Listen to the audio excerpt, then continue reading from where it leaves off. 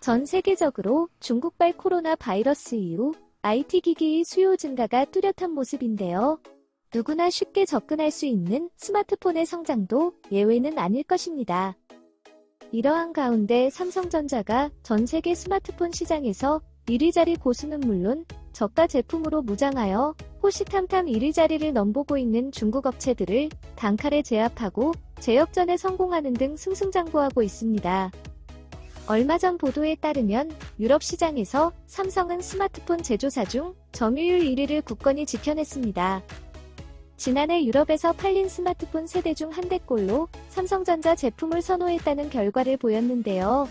글로벌 시장 조사 업체 카운터포인트 리서치에 따르면 지난해 유럽 스마트폰 시장에서 삼성전자는 32%의 점유율로 연간 1위 자리를 지켰습니다. 애플은 26%로 2위였고 샤오미, 오포, 리얼미와 비보 순이었습니다.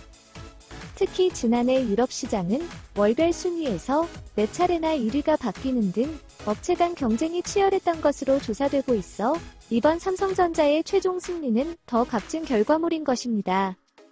한편 삼성전자는 지난해 중국에 밀렸던 동남아 스마트폰 시장에서의 왕좌 자리도 재탈환에 성공했습니다. 11일 카운터포인트 리서치에 따르면 삼성전자는 지난해 주요 동남아 4개국에서 점유율 20.7%로 1위를 기록했습니다. 직전 조사에서 1위였던 중국 오포는 같은 기간 1.2%포인트 하락한 19.9%로 2위를 차지했고 이어서 비보, 샤오미, 리얼미 등 중국 업체들이 강세를 보였습니다. 삼성전자가 지난해 반도체 부품난에도 동남아 시장에서 1위를 차지한 것에는 갤럭시 A 시리즈의 역할이 큰 것으로 나타났습니다.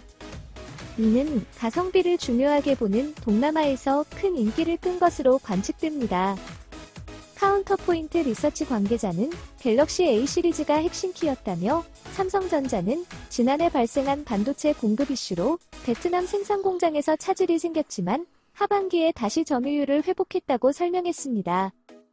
삼성전자를 포함한 동남아 주요국 스마트폰 시장은 전년 대비 5% 올랐으며 전 세계적인 반도체 부품에 부족한 상황에서도 전체 출하량은 9,600만 대로 역대 최대 규모인 것으로 나타났습니다. 한편 삼성전자는 올해 상반기 플래그십 수준의 성능으로 무장한 갤럭시 A 시리즈의 출시를 앞두고 있어 점유율 확대가 기대됩니다.